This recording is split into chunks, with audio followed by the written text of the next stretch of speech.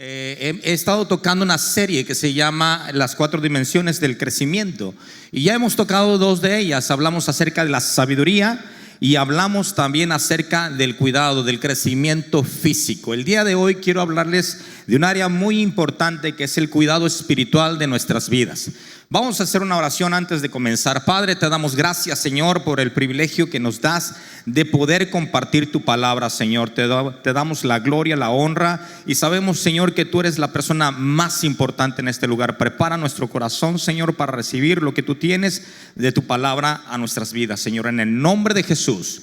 Amén y amén. Bien, le voy a invitar a que me acompañe y abra la escritura en el Evangelio de Lucas, capítulo 2, versículo 52. Lucas capítulo 2, versículo 52. Lo van a proyectar aquí en pantalla, pero quiero que usted me siga a través de la escritura. Lucas capítulo 2, versículo 52. Es un texto que hemos estado tomando como base de nuestras predicaciones, de las enseñanzas que hemos estado dando. Dice así: y Jesús, dice, crecía ¿cómo? En sabiduría y en estatura. Y dice, y en gracia para con Dios y los hombres. Amén. Bien, la escritura nos habla muy poco acerca de la infancia de Jesús. La infancia de Jesús, el escritor, el evangelista, en el libro de Lucas, en el Evangelio de Lucas, nos habla en términos generales. Podemos observar que nos habla de todo un proceso de desarrollo y crecimiento del Señor Jesús. Hay algunos otros libros que nos hablan acerca del crecimiento infantil, pero están catalogados en los libros apócrifos. La palabra de Dios nos habla acerca en términos generales de la formación de Cristo, y nos dice cómo crecía en su ministerio, cómo se desarrollaba intelectualmente, cómo él, dice la palabra, que escudriñaba la ley y los profetas y se alimentaba de la palabra de Dios para poder desarrollarse en el ministerio por el cual Dios lo estaba preparando, en un proceso en el cual iba a ser utilizado para la gloria de Dios y para la salvación del mundo. Amén. Pero también podemos ver cómo él mismo en la palabra, Lucas lo menciona, que él crecía en estatura. Y cuando habla de estatura, habla de edad, de desarrollo físico. Cómo es importante que cuidemos ese templo que Dios nos ha dado, porque tú tienes un cuerpo que Dios te dio y Dios te hizo administrador de esa área, y tienes que saberlo administrar, tienes que saberlo cuidar, de tal manera que con tu mismo cuerpo glorifiques también a Dios. Dice la palabra del Señor que debemos de glorificar a Dios en toda nuestra manera de vivir. Amén. Y el día de hoy podemos ver que dice la escritura ahí que Jesús crecía en sabiduría, en estatura y en gracia para con Dios. Gracia. Hemos hablado mucho acerca de la gracia. Hay un texto, la Biblia interlineal, que es la que se interpreta del griego a lo que es el castellano, al español o a las versiones actuales. Nos hace una transliteración, no transliteración, sino una traducción o una interpretación directa. Había traído las frases. ¿Tienen las frases a ver, ponme la frase en griego, por favor? ¿La tienes ahí? Aquí está. Bien. Esta es la transliteración, es la interlineal, perdón, de lo que es el texto de Lucas 2:52. Y hay una interpretación que se llama la interpretación dinámica, lo que es el sentido de la interpretación de la palabra, de donde parten las demás para poder no cambiar el sentido, sino que el sentido de la interpretación de la palabra sea lo más original a la escritura. Y en el griego nos habla acerca de lo que se escribió por medio de lo que se le llama la Septuaginta. En este texto dice aquí: kai Jesus prokopten en Josofía, kai helikia, kai haris paradeus, kai anthropos. Ese texto en griego nos habla acerca de la interpretación directa, y su interpretación es: Jesús sobresalía en la sabiduría, se desarrollaba intelectualmente y desarrollo físico, crecía en edad, en desarrollo físico, cuidaba su cuerpo y favor al lado de Dios. Fíjense, La palabra charis, que es esta, la interpreta en la Septuaginta, en el griego, como charis, pero la interpreta como favor.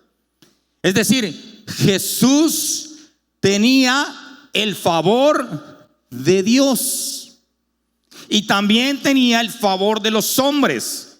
¿Por qué? Porque contaba con la aprobación de todo ello. Contaba con la aprobación de Dios. Y la palabra charis nos habla de una acción gratificante, es decir, que Dios estaba realmente satisfecho de cómo Cristo estaba creciendo, de cómo Cristo estaba formándose, de cómo Cristo estaba desarrollándose en la área intelectual, en el área física, en el área espiritual. Jesús estaba cuidando cada una de esas áreas, especialmente en su formación. ¿Por qué? Porque Él sabía que tenía un llamado para un ministerio muy importante, que era la salvación de este mundo. Amén. Ahora bien, la palabra charis, que significa favor de Dios, también tiene otro significado. Charis habla acerca de merecer aprobación. Y escuche bien esto: la única manera de merecer aprobación es por medio y es resultado de la obediencia a Dios. Amén. Para merecer aprobación, la gracia de Dios viene como resultado de la obediencia a Él. Pero también la palabra charis habla de congraciarte. Y congraciarte es buscar el favor, el perdón y el afecto o la aprobación de alguien al cual hemos ofendido. Fíjense cómo Dios, podemos observar cómo Dios en esta palabra tan pequeña nos puede mostrar su grande amor y misericordia y paciencia hacia nosotros. ¿Por qué? Porque ese favor, ese favor que derrama nuestras vidas, nos ha congraciado con Él, nos ha hecho aceptos delante de Él. Ahora, la palabra charis también proviene de esa palabra donativo. Es decir, la gracia de Dios o el favor de Dios es un regalo para ti. Es un don. Es un don que puedes disfrutar. Es como aquel niño que está recién nacido. Cuando nace, recibe todos los beneficios que el Padre tenía preparado para él desde antes que él viniera a este mundo. Amén. Cada uno de nosotros, Dios nos creó, pero antes de hacerte a ti, preparó un lugar, preparó este mundo, por así decirlo. Y cuando Dios te dio esa gracia, te hizo ese favor, te dio ese don, ese regalo, tú pudiste venir a esta tierra y disfrutar de todo lo que hay aquí, ¿sí o no? Tú te puedes ir a la playa, tú te puedes respirar, puedes hacer muchas cosas, porque eso es un regalo ¿de quién? De Dios. Ahora, hay muchas cosas que podemos disfrutar, porque eso lo disfrutan todas las personas, pero no todas las personas pueden disfrutar de las riquezas espirituales que solamente las disfrutamos cuando conocemos y nos acercamos y rendimos nuestras vidas al Señor. Por eso es que es un don, un regalo. Pero la palabra charis, y esa es la palabra que más me llama la atención, habla del favor, de un favor. ¿Qué es esto? Miren, el favor se caracteriza por tener un privilegio especial. Escuche bien esto. El favor se caracteriza por tener un privilegio especial, por la sola voluntad de alguien con autoridad, poder o influencia.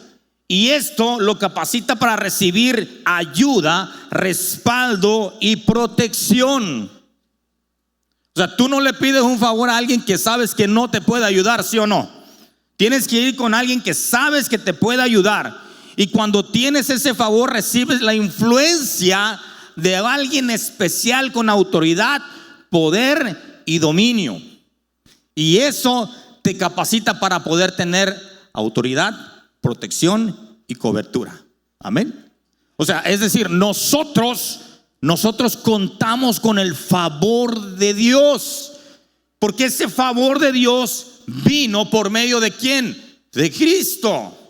Y al momento de recibir a Cristo, recibimos la gracia, recibimos el favor de Dios. Por eso nuestras vidas tienen que estar creciendo en la gracia, creciendo en el favor. El favor de Dios está de nuestro lado. Y así es como titulamos este mensaje: de tu lado. Dios está de tu lado. Amén. De tu lado. ¿Cuántos creen eso? Que Dios está de mi lado. Dios está de mi lado. Amén. La palabra charis también produce gozo. De ahí proviene la palabra gozo. También significa gozo. Y el gozo, recuerden, hermanos, que es una actitud expresada que proviene de adentro hacia afuera y no de afuera hacia adentro. Es decir, los factores externos no nos dan un gozo, nos dan una felicidad, pero la felicidad es momentánea. El gozo es permanente. Amén. Es decir, no provienen de las cosas materiales ni emocionales que le metemos a nuestra mente, a nuestro corazón, sino aquellas que son espirituales y que nos hacen, hermanos, mantenernos firmes en los momentos más difíciles de nuestras vidas. Y esto produce gratitud. El gozo produce gratitud en nuestras vidas. ¿Recuerdan el pasaje cuando Jesús curó a 10 leprosos? Y Jesús curó a 10 leprosos y los mandó a que se presentaran al sacerdote para poder cumplir con los ordenamientos. Pero ¿cuántos regresaron? Uno solo. Regresó uno solo. Y Jesucristo, ¿qué les dijo? ¿Cuántos eran? Eran 10. ¿Cuántos regresaron? Solamente uno.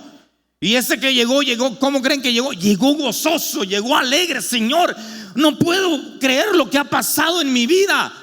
Me has sanado, has quitado mi lepra, me has dado sanidad, Señor, te doy gracias. Y me imagino que ese hombre se arrodilló delante del Señor, lo abrazó y le dijo: gracias, Señor, porque hoy voy a recuperar a mi familia, hoy voy a recuperar a mi vida, hoy me has dado un nuevo motivo para darte también a ti la gloria y la honra.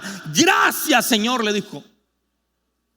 Un corazón agradecido causa un gozo increíble, hermanos. ¿Y qué sucedió? Jesucristo le dijo: tu fe te ha salvado. Es decir, los demás recibieron sanidad.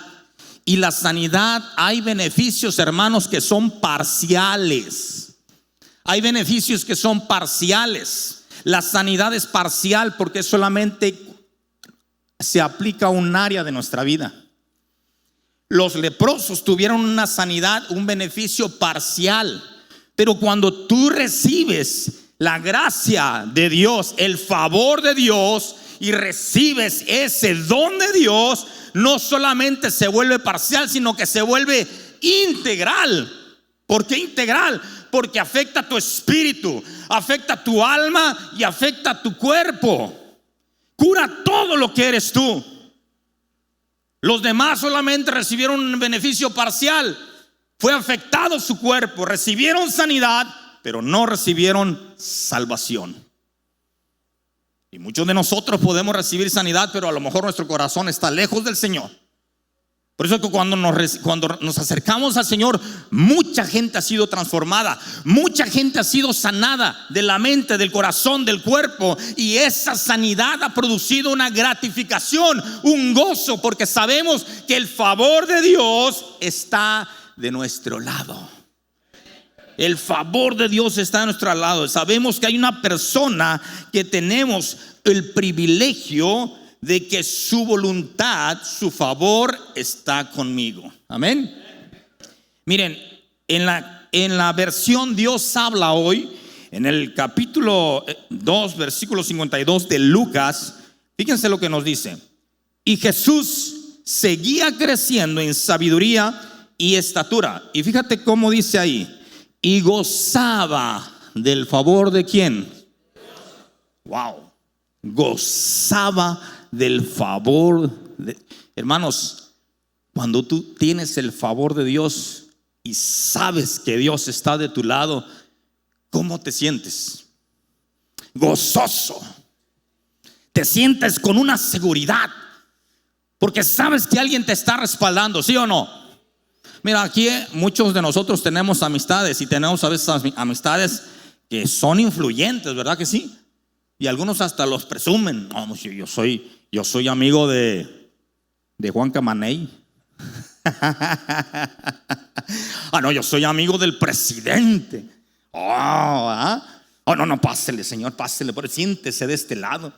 Y se sienten como importantes porque saben que su influencia de él afecta tu vida. ¿Sí o no? Y se sienten importantes porque saben que tienen ciertamente la influencia de alguien que es reconocido. Nosotros, hermanos, tenemos la influencia de Dios, y cada vez que entendemos esta situación podemos entender que tenemos gozo en nuestro corazón, porque sabemos que Dios está obrando a tu favor, que Dios está de tu lado, que por más difícil que sea una situación, una crisis, sabes que pasará porque Dios está de tu lado y Dios te respalda, porque tienes la influencia de alguien con poder. No tienes la influencia de cualquier persona, tienes la influencia de alguien que te puede ayudar verdaderamente. Amén. Por eso dice que y gozaba del favor de Dios. ¿Cómo creen que Jesucristo se sentía? ¿Cómo creen que Cristo sabía que él tenía el respaldo de su Padre? Cristo sabía que los ojos de Dios estaban sobre de él y que él se sentía complacido. Por eso es que la palabra gracia nos habla de merecer aprobación, porque Cristo complacía al Padre. En la versión NBI, Lucas 2:52 también, fíjense lo que dice. Dice, Jesús siguió creciendo en sabiduría y estatura. Y fíjense cómo dice, y cada vez más gozaba del favor de Dios. Cuando tú conoces una persona, la relación se va dando conforme va pasando el tiempo, ¿sí o no? La amistad se siembra. La amistad, ¿qué hace? Se trabaja por ella, ¿sí o no? Y cuando crece una relación, ¿por qué crece? Porque nos tratamos. Porque el día a día, la llamada, nos juntamos, nos vamos a comer, tenemos ese acercamiento, tenemos una relación continua. Entonces nuestra amistad, ¿cómo va? Creciendo cada día más. Se fortalece el lazo de la amistad, ¿sí o no? Hermanos, sucede lo mismo con Dios y con nosotros. Nuestra relación con Dios, ¿cómo debe de ser? En aumento. Tiene que ir aumentando cada día más. Dice la Escritura que Jesús gozaba cada vez más del favor de Dios. Y cuando tú cuentas cada vez más con el favor de Dios, hermanos, tú puedes entender que hay un respaldo de parte de Dios en tu vida. Tú puedes entender que sabes que si entras en oración y pides a Dios conforme a su voluntad, Dios lo hará. Dios lo hará. Por eso es que dice la Escritura en la NBI, y cada vez más gozaba del favor de Dios. En la palabra de Dios para todos, en Lucas, en el mismo pasaje, Lucas 2:52, fíjense lo que dice. Así, indicativo, que así sucedía. Así, Jesús crecía en sabiduría y estatura. Y fíjense lo que dice, y Dios y la gente, ¿cómo lo veían? Con buenos ojos. Pregunta, ¿por qué Dios creen ustedes que veía a Jesús con buenos ojos? ¿Porque era su hijo? Sí, era su hijo. ¿Pero por qué más? Porque Jesús trabajaba en una relación con él. Pregunta personal: ¿tu manera de vivir provoca que Dios te vea con buenos ojos? ¿Tu manera de vivir, de comportarte, provoca que Jesús, que Dios te vea a ti con buenos ojos? Tu manera de hablar, tu manera de pensar, tu manera como tu actitud ante la vida, han estado hablando mucho acerca de la actitud. ¿Provoca que Dios te vea a ti con buenos ojos? La manera en cómo tratas a tu esposa, la manera en cómo tratas a tus hijos, la manera en cómo tratas a tus amigos, la manera en cómo tratas a tus hermanos, la manera en cómo tratas a la iglesia, provoca que Dios te vea a ti con buenos ojos? Interesante, ¿no? Pero eso es una pregunta personal. Amén. Jesús crecía en sabiduría y en estatura y en gracia para con Dios. Miren, hasta ahorita hemos podido ver estos dos temas. Este es el tercero. Pero podemos entender que la manera de vivir de Jesús, o nuestra manera de vivir, nos habla que tenemos que ser hombres que agraden a Dios, que con nuestra forma de vivir buscar agradar a Dios, buscar complacer a Dios con nuestro estilo de vida. Ahora, la escritura está llena de hombres y mujeres que buscaron el agradar a Dios, que buscaron y gozaron del favor de Dios. Y fueron personas, hermanos, que sin ver a Jesús, su fe los llevó a reflejarlo a Él. Amén. Por ejemplo, la vida de Samuel. Samuel fue un paralelo de Jesús en el Antiguo Testamento.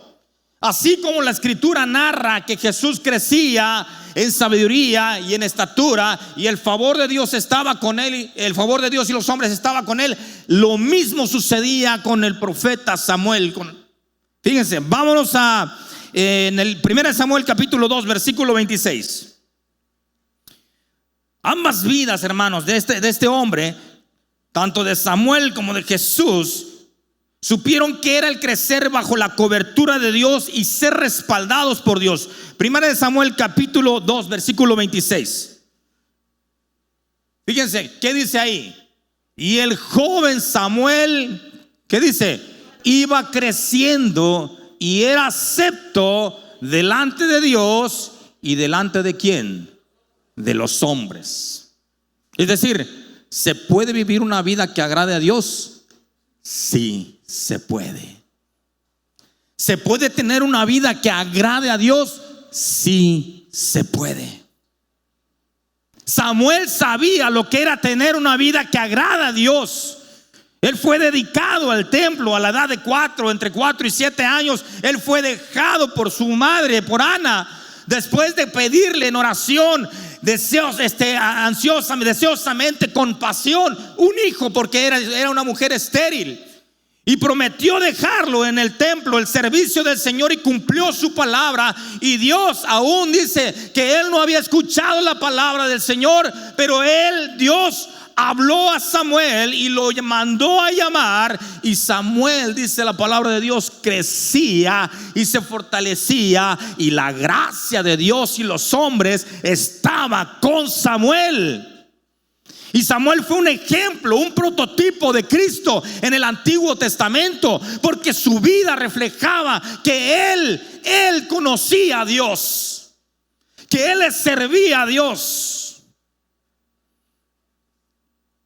Y hay un versículo clave en la vida de Samuel que relata sus palabras, sobre todo cuando Israel pidió un rey, sobre todo cuando Israel pasó de la teocracia a la democracia, a la monarquía.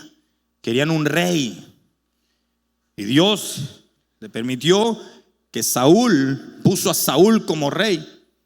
Pero Saúl fue un hombre que, lejos de agradar a Dios, entorpeció el camino para que Dios usara su vida y pudiera ser un instrumento útil en las manos del Señor. De tal manera que la historia es larga, pero en una de esas, Dios le había dicho que destruyera a los amalecitas. ¿Se acuerdan de la historia? Que destruyera a los amalecitas, que los exterminara, que quitara todo, ovejas, bueyes, todo absolutamente. Y Saúl lo que hizo, que tomó lo mejor del ganado, de las ovejas, y perdonó la vida al rey. Y todavía quiso presentar ¿qué? Cuando tenía un encuentro con los filisteos y estaba dura el encuentro, estaba ansioso, nervioso, se adelantó y presentó ofrenda, cosa que no tenía que hacer. Y Samuel, uno de los versículos clave que le habló a Saúl, al rey Saúl, le dijo en el capítulo 15, versículo 22 de 1 Samuel. Y Samuel dijo: se complace el Señor tanto en los holocaustos y víctimas, como en que se obedezca las palabras del Señor. Y fíjense lo que todavía le recalca Samuel: ciertamente, le dice, el obedecer es mejor que los sacrificios, y prestar atención que la grosura de los carneros. Hermanos, por sobre todas las cosas, la obediencia a la palabra tiene que ser nuestra prioridad. Tiene que ser nuestra prioridad. Y para agradar a Dios hay que cumplir con ciertos requisitos. Para agradar a Dios hay que cumplir con ciertos requisitos. Ahora, no se trata de que el hablar de agradar a Dios no significa que Dios esté siempre enojado. No significa que Dios está enojado, sino de tener la influencia de Dios en nuestras vidas. De eso se trata. Y para agradar a Dios hay que cumplir con ciertos requisitos. Primero, escuchen bien. El primer requisito: presta atención. Dile al que está a tu lado: escucha, presta atención. A ver, una pregunta sencilla para los casados: ¿quiénes serán los que escuchan mejor, los hombres o las mujeres? Dicen los hombres. ¿Qué dijo? ¿Puede repetir la pregunta? ¿Quiénes pondrán más atención, los hombres o las mujeres? Los hombres. La mujer. Ay, ay, ay. Mira, cuando yo digo: Señor, cuando tú hiciste a la mujer, se vio tu grandeza, tu lado creativo. Mira, ahí está se vio tu lado creativo, Señor. Se vio esa maravilla que tienes. Mira, la mujer puede hacer muchas cosas a la vez. El hombre nomás puede hacer una sola. Y trabajamos en el proceso de poder dominar dos. Pero la mujer le anda cambiando el pañal al chamaco, le anda poniendo el talco, tiene la mamila aquí, tiene el biberón otro por acá, anda barriendo, bueno, es maravillosa. Amén. Y Dios, creaste a la mujer y no cabe duda que expresaste tu lado creativo totalmente. Pero cuando veo al hombre digo: ay, Señor, aquí sacaste tu sentido del humor.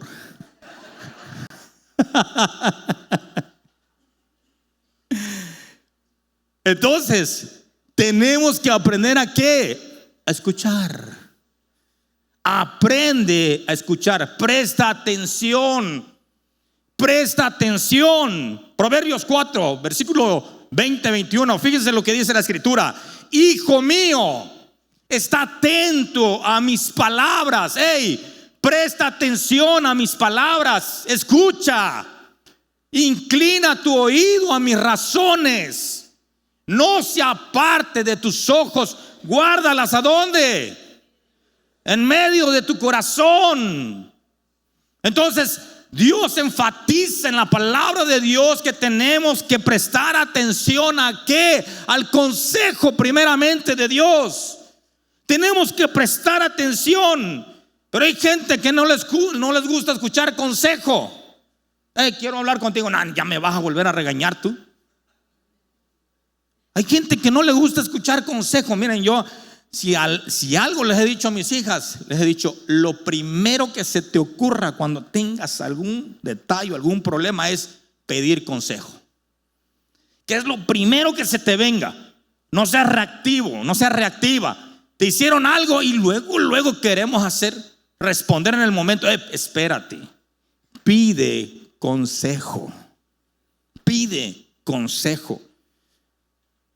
Hay gente que piensan que lo van a regañar por todo. Oye, hermano, quiero hablar contigo. Híjole, algo sucedió. O cuando la esposa le dice al marido: necesitamos hablar. Uy, se ponen a algunos así como los gatitos chiquititos. ¿Sí o no? ¿Qué me va a decir? ¿Y ahora qué hice? ¿Y ahora qué hice? Luego no, la culpa nos afecta a nosotros. No, hay gente que es desesperada, hermanos. Le está hablando uno y ya vas a acabar. Y ya vas a terminar. No, es que tú eres buena para dar sermones. Y ya acaba pues, porque ya lo que me tengas que decir, ya dímelo. ¿Por qué? Porque no aprenden, no saben qué escuchar. Y eso es algo muy importante. Queremos agradar a Dios, tenemos que aprender a escuchar. ¿Por qué crees que Saúl cayó de ese llamado? Porque no aprendió a escuchar. Él tuvo que aprender a escuchar el consejo de Dios y acatarlo. Amén. Presta atención, hijos, presten atención a sus padres. Yo no sé si aquí ustedes batallan con eso, pero pues no me quiero sentir solo. ¿Sus hijos los escuchan, padres? Mira, nadie levanta la mano, dice. Ay, Señor, gracias. No soy el único, Señor. Presten atención a sus padres. ¿Por qué, hermanos? ¿Por qué tenemos que prestar atención? Porque nos va a servir para el desarrollo de nuestras vidas. Hay hijos que escuchan a sus padres, pero solamente los escuchan, solamente los oyen, nada más. No hacen otra cosa más que sí, yo escucho a mi papá, pero nada más lo escucho, ¿sí? Y no se trata de escuchar, sino de prestar atención. Es decir, tienes que reflexionar en las palabras que te dice tu papá y tu mamá. Hay algunos hijos que piensan que papá y mamá solamente están para molarlos en la vida, ¿verdad? Pero no. Fíjate, uno de los problemas que el sacerdote Elí tenía con sus hijos es que nunca les estorbó en la vida. Y por eso ellos hicieron lo que quisieron hacer. ¿Por qué? Porque nunca les estorbó en su vida. Y nosotros, ustedes como hijos, tienen que aprender a escuchar a sus padres y reflexionar en lo que les están diciendo. ¿Para qué? Para que como hijos aprendamos a agradar al Señor. ¿Qué dice la Escritura? Efesios 6, capítulo 6, versículo del 2 al 4. Honra a tu padre y a tu madre, que es el primer mandamiento con promesa. ¿Para qué? Para que te vaya bien y seas de larga vida sobre la tierra. No lo digo yo. ¿Quién lo dice? La palabra de Dios. Algunos chamacos de seguro lo dice la palabra. Honra. Ahora, esposos, esposas, mujeres, hombres, aprendan a prestar atención a su esposa. Aprendan a prestar atención a quién, a su cónyuge. ¿Sí o no? A ver cuántos hombres aquí escuchan a sus esposas. Levanten la mano a la mujer, no que los hombres dicen yo. Ay, nadie levanta la mano. Dice mi esposa, no, sí, yo sé que tú me oyes, pero de que me prestes atención no lo sé. Porque cuando te digo las cosas, a ver qué te dije, hasta el kilo de tortilla que me pidió se me olvida. Me manda por una cosa, ¿sabes qué? Mándamelo por escrito mejor, porque si no se me olvida. ¿Sí o no? ¿A poco no batallan las mujeres? Ay, Señor, llévatelo, te lo mando, casi dicen algunas, ¿verdad? Ay, Dios mío. Aprendan a escuchar, aprendan a prestar atención. Esposa, ¿tu esposo te pone atención? Aprendan a tomar acuerdos juntos. Aprendan a buscar soluciones juntos. No se estén señalando entre ustedes. No, es que ella empezó. No, es que no se puede platicar con ella. No, es que no podemos tomar ningún acuerdo entre los dos porque salimos peleados. Recuerden que cuando en un matrimonio los dos pelean, los dos pierden. No hay nadie que salga ganando.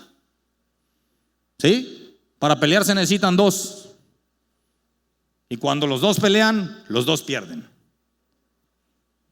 Por eso, el no prestar atención, hermanos, nos hace personas descuidadas. Escuchen bien esto, hijos. El que no prestes atención te te vuelve una persona descuidada y pone en riesgo tu futuro. Si tú no prestas atención a tus padres, te puede volver una persona descuidada y poner en riesgo tu futuro. Maridos, si tú no pones o prestas atención a tu esposa o a tu esposo, te lleva el riesgo de volverte una persona descuidada y poner en riesgo tu matrimonio. Iglesia, si tú no prestas atención al consejo de Dios, a la palabra de Dios, corres el riesgo de ser una persona descuidada y poner en riesgo inclusive hasta tu salvación. Fíjense lo que dice en Hebreos capítulo 2 versículo 1 y 3. Hebreos capítulo 2 versículo dice: por tanto, dice, escuchen lo que dice, es necesario que con más diligencia atendamos a las cosas que hemos oído, no sea que nos deslicemos, porque si la palabra dicha por medio de los ángeles fue firme y toda transgresión y desobediencia recibió justa retribución, ¿qué sigue diciendo? Pásame el siguiente versículo. Siguiente versículo. ¿Cómo escaparemos nosotros de mayor condenación? Es decir, nos está hablando que tenemos que ser diligentes. No tenemos que descuidar esa área en nuestras vidas. Tenemos que aprender a prestar atención. Cuando prestamos atención a las palabras de Dios, nuestra visión se aclara y el camino es más fácil de transitarlo. Por eso es que uno de los requisitos que necesitamos para agradar a Dios es prestar oído, prestar atención. Por eso la Escritura dice: oiga lo que el Espíritu dice a la iglesia. El que tiene oído para oír, oiga. La importancia de escuchar el consejo de Dios. Segundo requisito, ¿qué necesitamos para agradar a Dios? Aparte de escuchar, sigue indicaciones. En pocas palabras, obedece. ¿Sí o no? ¿A cuánto les gusta seguir indicaciones? Compramos un aparato nuevo y ¿qué hacemos? En vez de seguir las instrucciones, lo desbaratamos y le empezamos a picar todos los números y los botones que hay ahí. A ratito lo bloqueamos y ya no sabemos cómo desbloquearlo. Ahí vamos a la tienda: Señor, ¿sabe qué nos sirve? No, pues es que siguió las instrucciones. No las seguí. Y lo bloqueamos. ¿Sí o no? El mayor instructivo que tenemos, lo tenemos a la mano: la palabra de Dios. Amén. Aprendamos a ¿qué? A seguir indicaciones. Por eso la palabra de Dios dice que Jesús crecía en sabiduría. Es decir, Jesús no creció solo. Tenía a sus padres, tenía a sus mentores, eran sus padres. Y él estaba sujeto a sus papás, de tal manera que él seguía las órdenes de sus padres. Aún siendo Dios, aún siendo hombre, él estaba sujeto a sus padres. Por eso es que la obediencia a la palabra de Dios tiene que ser nuestra prioridad. Ahora, escuchen bien esto: la obediencia genera aprobación. Pues que la palabra gracia, que es favor de Dios, nos habla de merecer aprobación. La obediencia genera aprobación y la aprobación produce el favor de Dios. Y este favor viene por tener una buena relación con Dios. Este favor viene por tener una buena relación con Dios. Pregunta: ¿qué es lo que te lleva a obedecer a Dios? ¿Qué es lo que te lleva a obedecer a Dios? Tu relación con Él, tu conocimiento de Él. Mientras tú más oras, mientras tú más lees la palabra, mientras tú más estás en relación con Dios, eso te lleva a la obediencia a Él. Amén.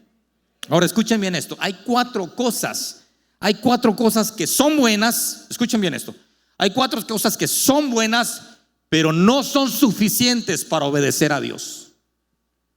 Hay cuatro cosas, entre muchas, pero nada más cuatro les voy a dar. Hay cuatro cosas que son buenas, pero no son suficientes para obedecer a Dios. ¿Sabe cuál es la primera? las buenas intenciones. ¿Son buenas, sí o no? Porque dicen, tengo buenas intenciones. Sí, son buenas, pero no son suficientes. Las buenas intenciones son buenas, pero no son suficientes. Las buenas intenciones sin acciones, sin determinaciones, no funcionan. Es que tengo ganas de ir a orar, pero nada más le tienen las ganas.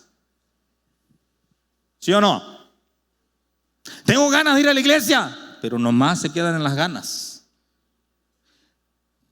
Tengo ganas de ser un buen marido, pero nomás se quedan en las ganas. Tengo ganas de ser un buen hijo, pero nada más se quedan en las ganas. Hermanos, una relación es trabajo, es esfuerzo, es invertir, es trabajar, es sembrar, es meterle ganas a esa relación. No se da por sí solo, no se da por buenas intenciones. Se tiene que poner acción, ¿sí o no? Por eso es que sí, son buenas intenciones, pero no son suficientes para obedecer a Dios. ¿Qué otra? Bueno, aparte de las buenas intenciones, otra cosa que puede ser buena, pero no es suficiente para obedecer a Dios, es una vida religiosa. Vamos a pisar un callo ahorita. Vivir una vida religiosa. Miren, una vida religiosa no es un indicativo de obedecer a Dios. No es un indicativo de obedecer a Dios. Hay religiones que no agradan a Dios. Estábamos platicando con Jera ahorita en el cuarto, de que Dios no es exclusivo de una religión. Dios es exclusivo de aquellos que le obedecen. Dios es exclusivo de aquellos que buscan agradarle a Él, porque esos ganan el favor de la influencia de Dios en sus vidas. Y hay religiones que no agradan a Dios. Hay gente que no conoce, hay gente que conoce la palabra de Dios, conoce las doctrinas, conoce los pasajes, conoce los dogmas, conoce todo lo que es la escritura, pero de nada sirve eso si no conocen a Dios. Ahí están los escribas y los fariseos. Jesús les dijo: ustedes hierran, se equivocan porque desconocen la escritura. Porque sí están llenos de letras, pero a la hora de aplicarlo fallan. Por eso que hay cosas que son buenas, pero no son suficientes para obedecer a Dios. ¿Qué otra? Escucha bien esto. Otra cosa que es buena, pero no es suficiente para obedecer a Dios. Escucha bien lo que te voy a decir. Cuando tu relación está basada en las bendiciones o en los beneficios de tu relación con Dios. Cuando tu relación con Dios está basada en los beneficios que recibes de Dios. Fíjate bien, tenemos que decirlo a final de cuentas. Es verdad, nosotros tenemos grandes beneficios por conocer a Dios, ¿sí o no? Y eso es bueno, ¿sí o no? Recibir la bendición es bueno, ¿sí o no? Pero no es suficiente para obedecer a Dios. Nosotros no estamos peleados de que les vaya bien a toda la gente, que te vaya bien a ti como hijo de Dios. Pero si tú fincas tu relación en las bendiciones, tu relación no durará mucho. Fíjese lo que dice en el libro de Job, capítulo 22, versículo 21. Nos habla precisamente de la bendición. Job, capítulo 22, versículo 21 dice: vuelve ahora en amistad con él y tendrás paz, y por ello te vendrá bien. ¿A cuánto les ha ido bien por conocer al Señor? Yo creo que a muchos, a todos los que estamos aquí, nos ha ido bien por conocer a Dios. ¿Sí o no? Ha cambiado nuestra vida, ha cambiado nuestro ser, nos han dado un nuevo propósito, nos ha hecho nuevas personas, hemos recibido bendición, nos ha prosperado, nos ha ido bien, hemos tenido paz. Pero eso es bueno, pero no es suficiente. No es suficiente. El fin no deben de ser los beneficios. Escuchen bien esto. La meta debe ser nuestra relación con Dios. Esa debe ser la meta. Los beneficios son la causa, son la consecuencia de tu relación con Dios. Los beneficios son las consecuencias de tu relación con Dios. Si yo me relaciono con Dios por los beneficios y no por Él, mi relación no será permanente. Yo he conocido a gente, a personas que han sido líderes, y Dios los ha bendecido tremendamente, los ha enriquecido y se han olvidado de Dios. He conocido hombres que han sido predicadores inclusive, y ahora están en el mundo liderando compañías porque Dios los bendijo y se olvidaron de Dios. Y fíjense lo que dice en Deuteronomio capítulo 8 versículo 11. Fíjense lo que dice ahí. Ponme Deuteronomio capítulo 8 versículo 11. Fíjate, ¿qué dice ahí? Cuídate de qué, de no olvidarte de Jehová tu Dios para cumplir sus mandamientos, sus decretos y sus estatutos que yo te ordeno hoy. Sigue diciendo, ¿qué más sigue diciendo? No suceda que comas y te sacies y edifiques buenas casas en que habites, y tus vacas y tus ovejas se aumenten, y la plata y el oro se multipliquen, y todo lo que tuvieres se aumente. Sigue diciendo, y se enorgullezca tu corazón y te olvides de Jehová tu Dios, que te sacó de tierra de Egipto, de casa de servidumbre, que te hizo caminar por un desierto grande y espantoso, lleno de serpientes ardientes y de escorpiones y de sed donde no había agua, y Él te sacó agua de la roca del pedernal. Sigue diciendo, que te sustentó con maná en el desierto, comida que tus padres no habían conocido, afligiéndote y probándote para a la postre hacerte el bien. Hasta ahí nada más. Mucha gente se les hace fácil olvidarse de aquel que te da la bendición. Todo por seguir la bendición. Dejamos de seguir a aquel que es bendito.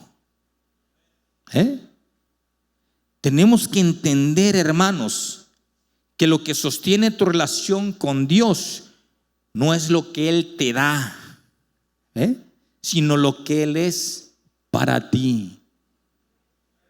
¿A cuánto Dios los ha prosperado aquí? Yo conozco a varias gente de aquí que es próspera, pero recuerda, lo que Dios te da no determina tu relación con Él. Amén. No determina lo que es tu relación con Él. Bien, otra de las cosas que son buenas, pero no son suficientes, es el miedo al castigo divino. El miedo al castigo divino. Hay gente que le sirve a Dios por miedo. Hay gente que le sirve a Dios por miedo. Es que si yo dejo de servirle a Dios, me va a ir mal. Es que si yo dejo de ir a la iglesia, me va a ir mal. Es que si yo dejo de escudriñar la escritura, me va a ir mal. Hey, tu relación no tiene que estar fundamentada en el miedo. El miedo, hermanos, provoca esclavitud. Tu relación no tiene que estar fundamentada en el miedo, porque el día que te canses de tener miedo, te vas a separar de Dios. El día que tú te canses de eso, tu vida se va a enfriar, porque nada más eso te mantiene cerca de Dios. Hay gente que basa en su relación en base al miedo, y esto no les permite disfrutar una vida cristiana. Y el miedo es muy distinto al temor. Recuerden lo que dice Proverbios 9:10. El temor a Jehová es el principio de la sabiduría. ¿Y qué es el temor? Escuchen bien lo que es el temor. El temor a Dios significa, fíjense bien, el temor a Dios significa escuchen bien esto, un gran miedo de desagradarlo. Escuchen bien esto. Un gran miedo de desagradarlo, pero a la vez hacer todo lo posible por complacerlo. ¿Ven la diferencia? El miedo te esclaviza. El temor buscas por todos los medios complacer a Dios. El miedo es bueno, pero no es suficiente para obedecer a Dios. Por eso es importante que entendamos que para agradar a Dios necesitamos prestar atención, necesitamos seguir indicaciones, que es obedecer a Dios, y para obedecer a Dios necesitamos mantener una relación estrecha con Dios. Que sí hay cosas buenas, pero no son suficientes para obedecer a Dios. Tercer requisito para poder agradar a Dios: déjate moldear. Entrégate, en pocas palabras. Déjate moldear, entrégate, deja que Dios trabaje en ti, asume tu responsabilidad, entiende que necesitas una transformación en tu vida, necesitas un cambio, necesitas cambiar ese corazón soberbio, orgulloso, duro, insensible, que muchas veces nos cierra las puertas. Necesitas entender que es tu responsabilidad a dar el paso de decisión, no solamente una intención, sino poner acción. Reconocer que necesitas ayuda, reconocer que necesitas a Dios. Isaías en el capítulo 1 versículo 18 dice: venid a mí pronto, dice el Señor, y estemos a cuentas. Ponte a cuentas con el Señor. Tú sabes cómo está tu vida delante de Él. Dios todo lo ve. Ponte a cuentas con Dios. Reconoce tus errores, reconoce tus pecados. Primera de Juan 1:9 dice que si confesamos nuestros pecados, Él es fiel y justo para perdonarnos de nuestra maldad. Entonces necesitamos entender que necesitamos entregarnos, arrepentirnos, pedir perdón, formar una nueva imagen y entregarnos a la voluntad de Dios. Porque esas son las formas en que podemos buscar el favor de Dios en nuestras vidas. Cuarta cosa, cuarto requisito para agradar a Dios. Y con este terminamos.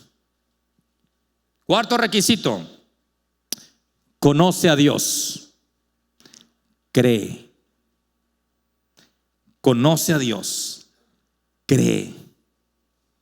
Escucha bien esto. Hebreos capítulo 11 versículo 6.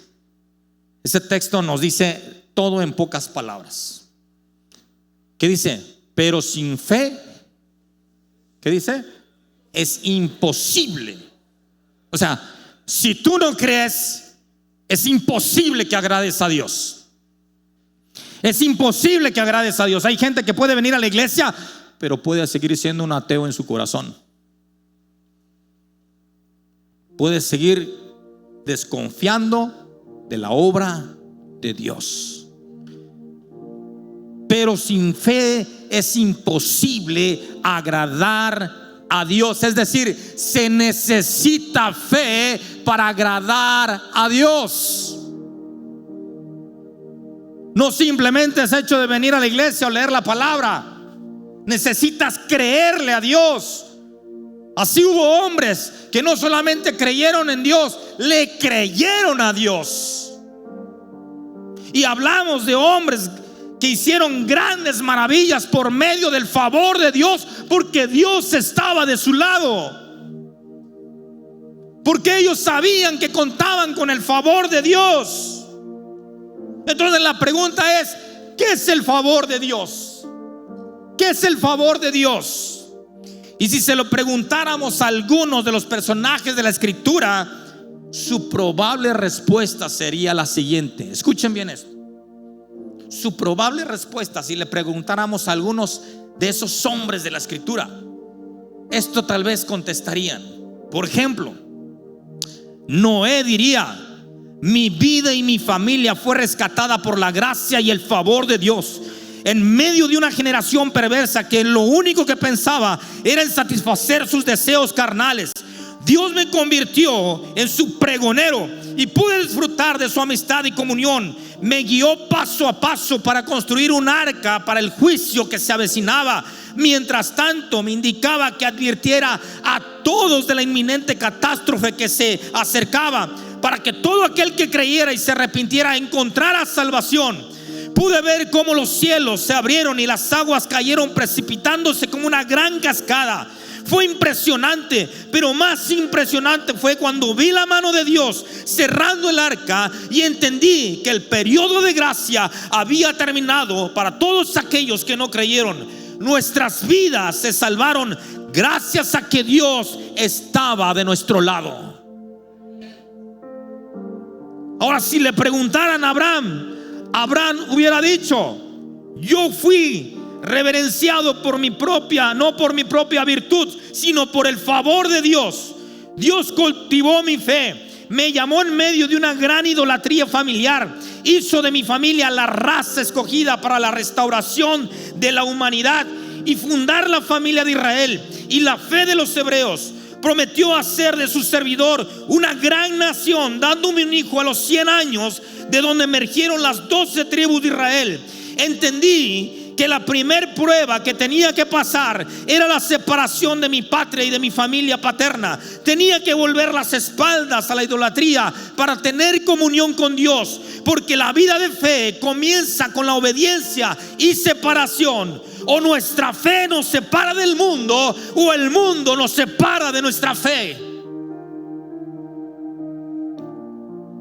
José diría: Dios usó mi vida como un instrumento para llevar a cabo su plan de trasladar a su pueblo a Egipto. Me libró de la muerte, me dio su favor para interpretar sueños. Yo era consciente de que Dios me acompañaba, y este era el secreto de mi éxito ante los gobernantes de Egipto, para abrir el camino a su pueblo y preservaran su vida. Pero todo fue gracias a que el favor de Dios estaba de mi lado. Moisés diría: Dios me preparó para ser caudillo y libertador de su pueblo. Me libró de la muerte y ser criado en un hogar piadoso. Allí aprendí a tener fe en Dios, simpatía y amor a su pueblo oprimido. Fui educado en el palacio de Egipto y recibí la mejor educación que ofrecía el imperio más grande de aquel entonces. No solamente me preparó para ser poderoso en mis palabras y hechos, sino que también me rescató del espíritu cobarde y servil de un esclavo. Me hizo pasar por el desierto y formó mi carácter para revelarse a mí. Allí aprendí a confiar en Él y no en mi propia fuerza. Me envió con todo su respaldo para librar a su pueblo con grandes maravillas y proezas. Pude ser testigo de primera mano de cómo Dios separó las aguas del Mar Rojo. No existen palabras para describir las 2 murallas de aguas que fueron sostenidas por el poder de Dios para después derrotar a Faraón y sus ejércitos y establecer que hay un solo Dios que gobierna y manda. Todo esto sucedió porque Dios estaba de nuestro lado.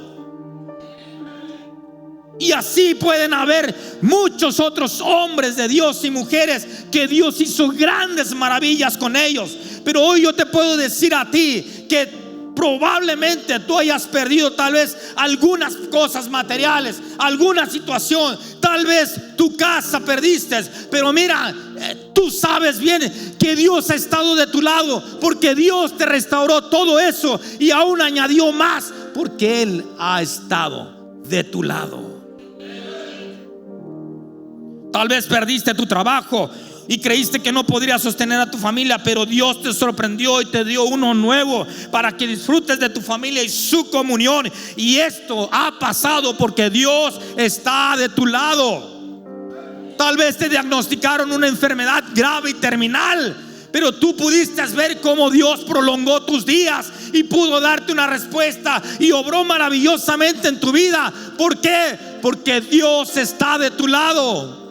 Tal vez no podías tener hijos, tal vez tenías una matriz estéril, pero Dios hizo un milagro en tu vida y te dio un hijo, y no solamente uno, sino que te añadió aún más en su bendición. ¿Por qué? Porque Dios está de tu lado.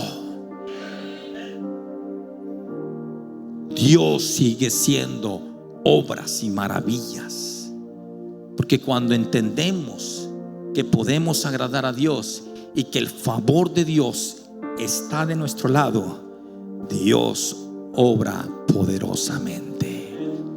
Si tú has recibido un favor de Dios, si tú sabes que Dios ha obrado en tu vida y que está de tu lado, ponte de pie, por favor.